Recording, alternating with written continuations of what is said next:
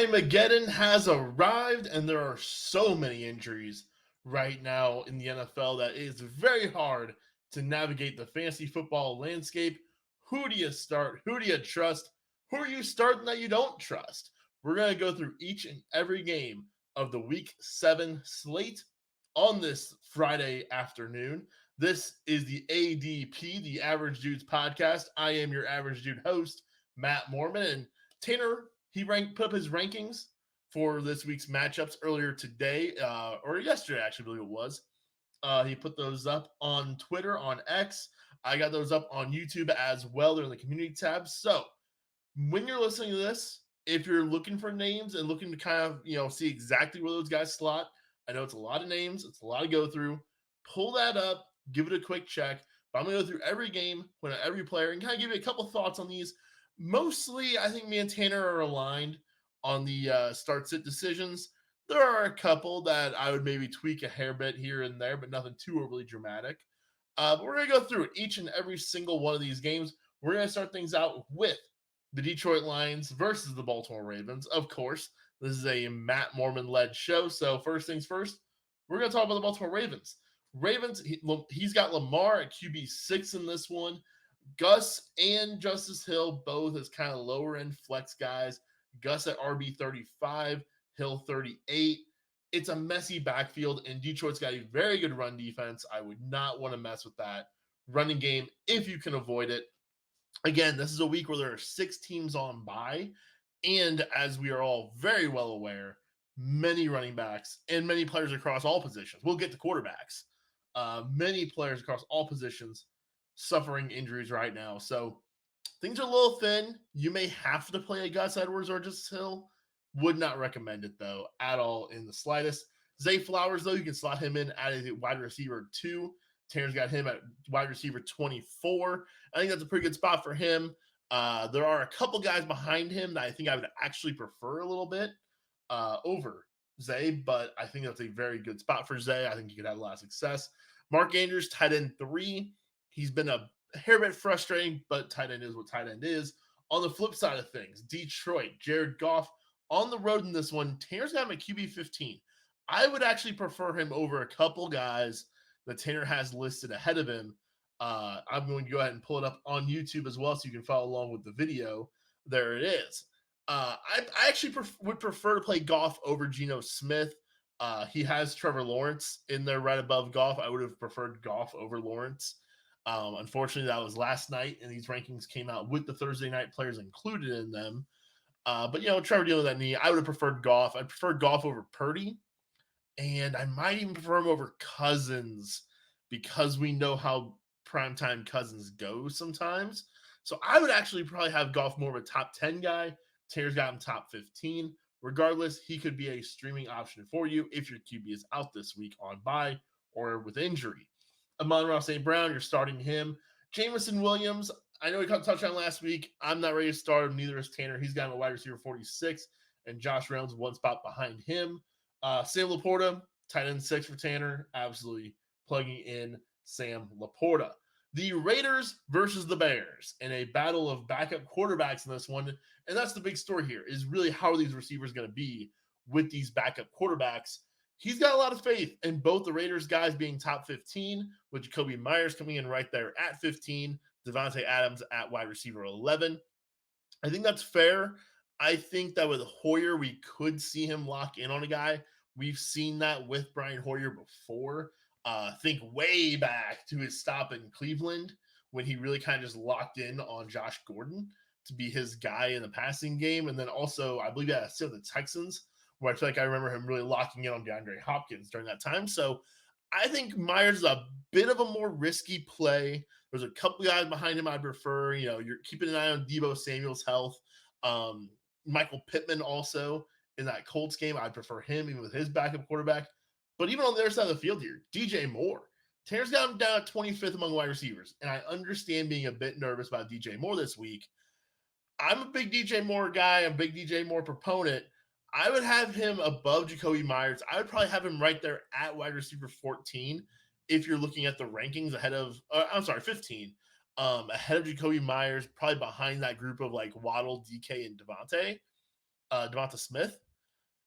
But I really believe DJ Moore can still have a lot of usefulness in this offense. He has this season, even in the games where Justin Fields was a bit terrible. Outside of week one, DJ Moore has still been really good. We've seen DJ Moore be pretty good with bad quarterback play in the past.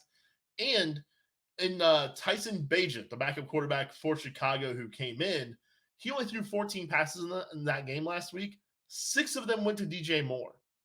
So I believe that it could be a thing. We see this from time to time with backup quarterbacks. If there is kind of a clear-cut wide receiver one on the team, he gets hyper targeted by these backups sometimes. Backups don't always go through their options, don't always go through their reads, and so they tend to really just lock in on that top receiver. DJ Moore is that top receiver. I am absolutely avoiding both of these tight ends at all possible. Tanner's got Michael Mayer at 13 and Cole Kmet at 17.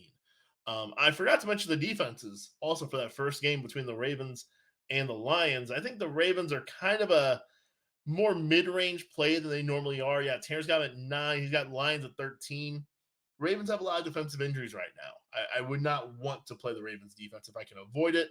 The Raiders and Bears both. I think the Raiders are kind of a streaming option. Tanner has them at 7. Bears, I'm avoiding. It's a bad defense. Even against bad offense, I'm avoiding them. Next game is the Cleveland Browns versus the Indianapolis Colts. Another battle of backup quarterbacks in this one. PJ Walker versus Gardner Minshew. Neither one of those really have any streamer appeal in this one to me. I think Minshew's a guy you can use in good matchups. Unfortunately, the Browns is a very tough matchup. Good news here for running backs, though, especially Jerome Ford.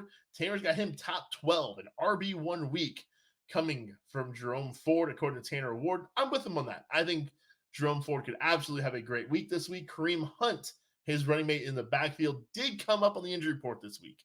So even though he got a bit more work this past week, could be kind of a down week for Kareem Hunt in this one if he is a little bit banged up.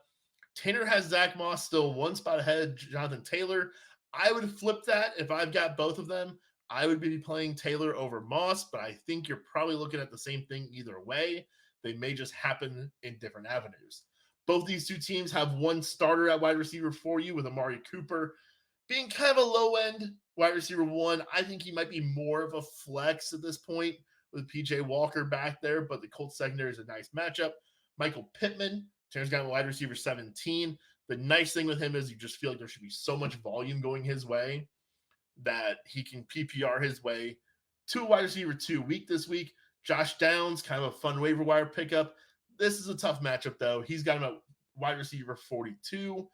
I don't mind playing him as a flex, but there are definitely options on this list I prefer over Josh Downs.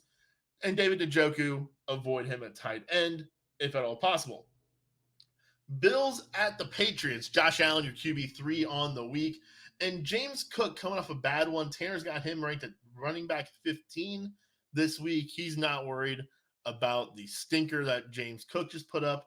Ramondre Stevenson, he's got him in line for a bounce back week. It's been kind of frustrating with Ramondre Stevenson all season, but look at these running back rankings. Personally, I would say there's only 11 guys I feel moderately good about being a running back 1 option this week. So yeah, and really even at wide receiver or running back 2 rather, I think once you get to that Pacheco line there at running back 16, I think it really starts to fall off fast. And so that's going to get a guy like Ramondre Stevenson up here to RB13 for this week. Zeke, touchdown or bust options, same thing with Latavius Murray. Not one to play those. Speaking of touchdowns or bust, Gabe Davis. That's what he is, right? You put him in a flex. If he finds the end zone, you're really happy about it. If he doesn't, you're really sad about it. Kendrick Bourne, Tanner's not buying in, and I kind of agree with him at wide receiver 49. I would prefer Bourne as a flex option, though, over a few of the guys that Tanner has listed ahead of him. I would rather be playing Bourne over Tutu Atwell, both those Lions guys, Curtis Samuel. I think Romeo Doubs, Josh Downs, KJ Osborne. I think that's a good family that he belongs in for Kendrick Bourne. I think that's kind of where he belongs. And Rashee Rice, also seeing him down there. I think he belongs with those guys also, kind of right around wide receiver 40-ish. Tight ends here, it's kind of a split, kind of a mess in Buffalo. Both guys a little bit banged up also. And New England, again, if you're getting a touchdown, then you're happy with Hunter Henry, but you're probably not getting that touchdown. So I would not play him at tight end. Go find someone else to stream. And hey, one of those streaming options might be in the next game. It's the Washington Football Red Commanders versus the New York Football Giants. Streaming Sam Howell back in the top 10 once again this week. He is quarterback 8 for Tanner this week.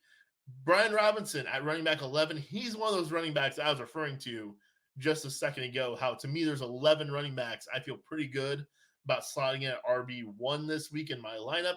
He's one of those guys. Saquon, of course, is also. Antonio Gibson, I'm not touching that as a flex. He has him at running back 39 this week. Terry McLaurin, wide receiver 32 for Tanner this week. T-Mac has also been another guy who's been pretty frustrating this season. I would prefer him a little bit more, I think, than Tanner might. But also looking at the list here, I don't see too many guys that I would actually rather have in front of him there than Terry McLaurin. So maybe I'd stick with it right there. On to the on the Giants side, yeah, no, if I had a brain fart there looking for pass catchers, because I was like, where are my wide receivers? I'm listing wide receivers. Surely every team in the NFL in 2023 has at least one wide receiver you'd consider starting in fantasy, right? Nope, not the New York Giants. They sure don't. But Darren Waller, a top 5 tight end this week for Tanner. I would prefer Laporta, but it's not a decision you're really realistically making. But I would prefer Laporta if you do have that. Maybe if you're playing some DFS, I'd rather slot Sam Laporta in my lab than Darren Waller. Logan Thomas, I would go right back to him, though, as a streaming option. If your tight end is a mess, I think he can be a guy you can plug in and get a few points out of this week. All right, on to more bad or backup quarterbacks. My goodness, the NFL needs some quarterbacks right now. The Atlanta Falcons versus the Tampa Bay Buccaneers. Tanner's got both of the quarterbacks in this one, Desmond Ridder and Baker Mayfield in the mid-teens. Really ugly week this week.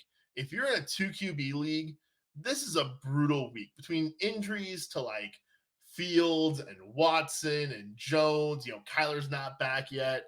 I think I mentioned Fields being injured, and then also 6 bye weeks. Also, really just a brutal week this week for quarterback depth.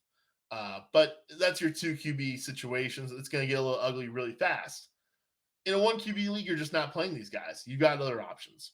At running back, Bijan's a must start. Rachaad White, I can see a world where you're having to play him. I'm not in love with the idea of doing it, but you might have to do what you have to do. On the receivers, I think that, both Godwin and London are both kind of wide receiver 2 options. Tanner actually has Mike Evans at wide receiver 10 this week, which is very exciting.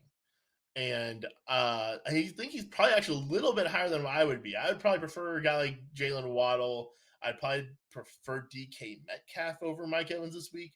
But I'm happy to see Tanner finally giving Mike Evans a little bit of love, a little bit of respect.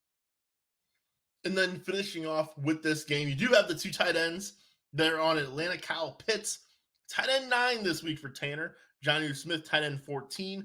Both guys you could use in your lineup this week as kind of lower end options. I do like the defenses in this one. He's got the Buccaneers at 8. He's got the Falcons down at 19. I think I would bump the Falcons up just a little bit from that. I think the way they can control the ball and Baker's turnover tendencies sometimes, I think the Falcons could also be a DST streamer this week. On to the next one, the Pittsburgh Steelers versus the Los Angeles Rams. And guys, the running backs get real messy, and this is one of the culprits for it. Kyren Williams out injured now. I believe it was a knee injury. We're going to be without Kyren Williams for the foreseeable future, it sounds like. So the Rams, you have Ronnie Rivers that I've been actually suggesting as a bit of a stash candidate. I've been a little unimpressed by the efficiency of Kyren Williams this past week notwithstanding. So I thought, hey, maybe at some point Ronnie Rivers could get an opportunity in this offense. He is also injured. He is on IR, actually. So he's out for the next 4 weeks at minimum. Zach Evans, the 6th round pick out of TCU, might be getting a big opportunity here. Tanner's got him as an RB2 option, running back 23. I believe he'd probably have him at 24 now because of Devontae Foreman getting more opportunity. But regardless, Zach Evans could be seeing a healthy workload in this one. And we've seen what Kyren Williams was able to do with that workload. This Rams offense has been productive for running backs. My one thing is, though, Kyren was getting all of the work. There was no split with Kyren Williams. It was just Kyren. I'm nervous about all these veterans that the Rams are bringing in right now. They call up Royce Freeman from the practice squad. They go get Myles Gaskin, I believe, off the Vikings practice squad. They also signed Darrell Henderson to their own practice squad. That's a lot of guys, just a lot of bodies that they're bringing in. I don't feel like they love Zach Evans. He's been inactive all season so far as kind of one of their backup running backs. I've got the heebie-jeebies if I have to play him this week. I really don't want to have to do that, but you may not have much of a choice. Look at these running backs that are behind him on Tanner's rankings. I think I would rather have Javonte Williams. Ignore Roschon Johnson on there. I just saw an alert earlier that he is out for this weekend. But a Jaleel McLaughlin, do you play McLaughlin or Zach Evans? I think I'm playing Zach Evans there, but if it's a situation where I feel like I only need like 5 points and I just need like a safe floor of PPR or something, I might go McLaughlin there. Same with Rachaad White in that regard. I'm very nervous about Zach Evans. But with this week being what this week is, you may not have many options out there. On the other side of things here, this Pittsburgh backfield, real murky, really messy. I am really hoping this is the week for Jaylen Warren. The Pittsburgh and Baltimore game a couple weeks ago really flipped when Jaylen Warren kind of took over the backfield for the rest of the game and started making plays. And they're coming out of their bye week. Their last memory on a football field was Jaylen Warren bringing electricity to this offense that led to a George Pickens touchdown for the win. I really have to imagine that resonated a little bit here.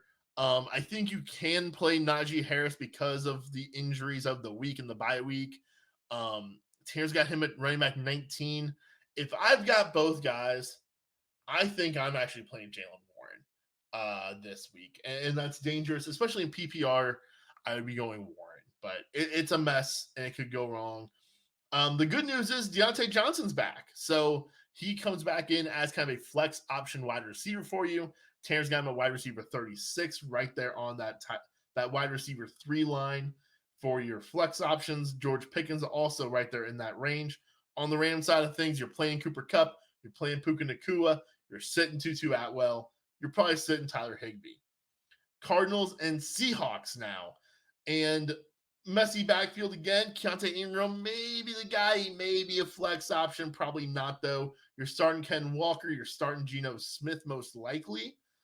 Tanner's got him right there on that line at quarterback 13. So I guess actually you're probably not starting him because he is just right there outside that top 12. To me, there's a big chunk of guys in that QB like 8 where Sam Howell is at, all the way down through Jared Goff at QB 15. You can really kind of go whatever way you want with those guys, I think. I think that's all very close. I don't love the situation here for Geno, but I do love him going up against Arizona this week. I think that's a matchup he could exploit. Another guy who I would consider playing over Brock Purdy, I think, even in a juicy matchup against Minnesota. I'm a bit nervous. Depends on if Purdy has Debo. We'll get to that game in a little bit, though. That was me just looking over here at the rankings. And speaking of the rankings, DK Metcalf, wide receiver 13. Hollywood Brown, he's a wide receiver 2 option as well at wide receiver 19. Tyler Lockett, right there in that Gabe Davis flex territory, wide receiver 35 for Tanner. You are sitting Michael Wilson. You are sitting JSN. And Zach Ertz, kind of a borderline option for you. Tanner's got the Seahawks defense at 5 this week. Packers and Broncos. And a battle between two teams that I feel like are very frustrating and very similar in a lot of ways. He's got Jordan Love at 9, Russell Wilson at 10. I would also prefer to play Jordan Love over Russell Wilson this week if I'm making that decision. He's got Aaron Jones at running back 10, a little too rich for my blood. I would rather play Brian Robinson, Jerome Ford, Ramondre, Gibbs, Cook, and Pacheco over Aaron Jones this week, as he is kind of still coming back from the injury, coming off a bye week.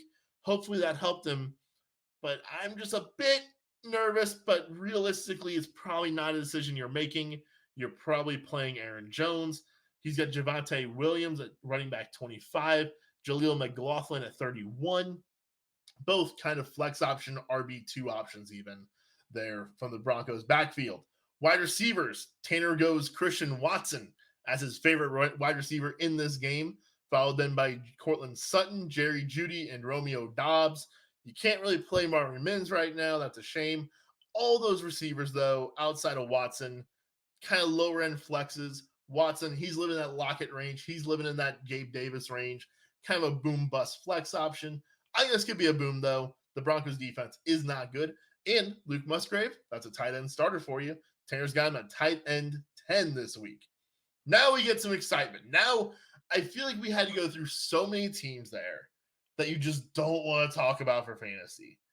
And then we get these 6 teams that you do want to talk about for fantasy football purposes. This game, Chargers at Chiefs, Justin Herbert, QB5, Patrick Mahomes, QB4, Austin Eckler, running back 1, Travis Kelce, tight end 1, Keenan Allen, wide receiver 5, Josh Palmer's a flex option, Pacheco's an RB2. I think Rashee Rice is a fun little flex option this week as well. And if you're in a real pickle, I think you can play Gerald Everett at tight end. Wouldn't recommend it, though. Tanner's got him at tight end 23. He's got Rashee Rice at wide receiver 51. I definitely disagree with that. I think that this is a spot where you can play Rashee Rice as a lower end flex. I would be putting him up there with that KJ Osborne, Josh Downs group that I talked about there with Kendrick Bourne earlier, and Curtis Samuel too, right? I think those guys are all kind of living right there together. I think Rashee Rice is flexible this week. I wouldn't touch the other Kansas City receivers, though. And by the way, they did bring in Mecole Hardman this week. That doesn't matter to me until it matters. We'll see where he's at with this offense. We'll see where he's at. Obviously, he knows the offense. He's been there for many years before. We'll see. Things didn't work out for him in New York. I want to see him on the field and do something before I react too much to that. On to the Sunday night game, the Miami Dolphins versus the Philadelphia Eagles. And guys, this is your ADP average game of the week.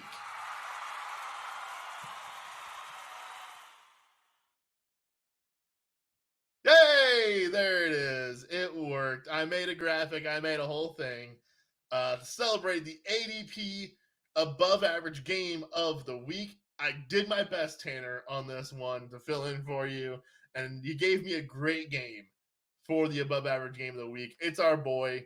It's the golden prince of the ADP. It's Tua at QB2 this week, going up against Jalen Hurts, your QB1 this week. And I totally agree with those rankings. This should be an absolutely fun Sunday night game. Raheem Mostert, Tanner's got him at RB2. DeAndre Swift at running back 9. Jeff Wilson, pump the brakes on playing him just yet. You got to see him get in there. But, I could see him getting some involvement in you playing him the following week. Savon Ahmed also not got him throwing in the lineup yet either. Want to see how things go there.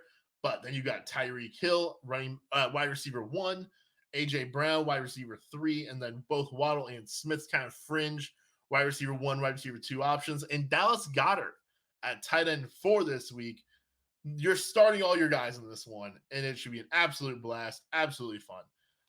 On to the Monday night game, and we get primetime Kirk Cousins taking on the San Francisco 49ers, and Kirk QB 11 for Tanner now, and I am fully in agreement with this. I think I might even dip him a bit lower. I think I prefer Purdy in this matchup. The more I think about this, Cousins without Jefferson, and this entire Vikings offense without Jefferson, I think everyone becomes much more matchup dependent because of that big pillar being gone. And it's also prime time, and I don't love buying into these kind of narratives, but this is one that you just cannot resist anymore. Kirk Cousins smells in prime time. The sun, he's scared of the dark. The sun goes down, and Kirk Cousins turns into a pumpkin. So that's not what you want out of your quarterback. Tanner's got him at QB 11 still. I get it. He's earned the respect this season of still being a start.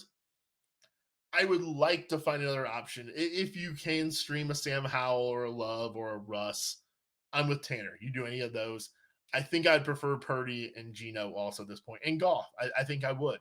I'm very nervous about this one for Kirk. On the San Francisco side of things, the big concern is Christian McCaffrey. Tanner did not rank CMC, which I think is very helpful because if Christian McCaffrey plays, you are playing him. But if he does not, then what do you do? Tanner's got Elijah Mitchell at running back 20 this week and Jordan Mason at running back 33. To me, Jordan Mason is good enough to where if I've got him on my roster, I'm taking the chance and I'm passing on all these Sunday guys to wait and see if CMC plays. Because if CMC plays, you won the jackpot, you're putting him in your lineup. If he doesn't, I think Mason's good enough to plug in. Mitchell, certainly. If I've got Mitchell and McCaffrey, then I'm definitely waiting it out.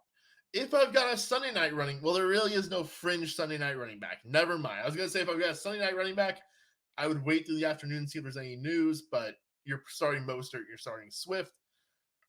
It's tough. I think that's kind of lined up. Like if you're looking at the rankings, I think I would be willing to start anyone that Tanner has listed at Alexander Madison or better.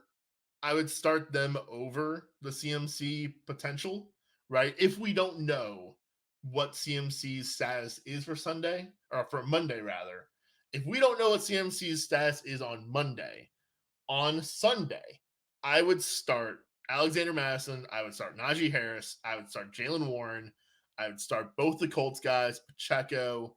I would start all of those guys and put CMC on my bench. If I have a Monday night guy in Mitchell or Mason, I am still starting those guys, but any other options that are still in front of Mason, I would just wait and let it be Mason if I have to.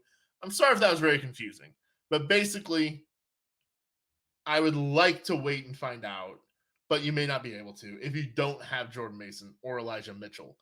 On the wide receiver side of things, I think things are fairly straightforward here with Ayuk being a definite starter, Debo a wide receiver 2, Addison a wide receiver 2, KJ is a flex. I prefer a few of those other guys in that range though over him. I will say if Debo is out, I think Ray McLeod and Jawan Jennings both showed a little something. They could be lower end replacement options, but I would not want to count on those. And you're starting TJ Hawkinson, and you're probably, unfortunately, starting George Kittle, even though my hopes for him have been dampered. The 49ers are Tanner's DST2 for week 7. And that's going to do it, guys. We made it through every single game on Sunday. There was your preview, every single player who matters for fantasy in week 7. What are you guys doing? Hey, was this not enough information? Do you have a more specific question? Feel free. Comment down below in the YouTube video. Shoot us a tweet. Let us know what your situation is. Who would you start? Who would you say, hey, Matt, I've got Justin Herbert and I've got Desmond Ridder. Who do I start? Well, you're starting Justin Herbert in that one. Ask us a harder question than that, though. Give us a bit of a challenge. Give us a bit of a quiz on that one, on some more starting questions. But hopefully this was helpful. Hopefully you guys can really use this information, set your lineups, and win your matchups, unless you're facing me. But that'll do it for us here before week 7 of the NFL season and before week 7 of fantasy football. We'll see you guys on the flip side of things. I'll have your recap on Monday morning of what all happened on that Sunday, as these rankings will then be obsolete. I will see you guys then, and have a great one.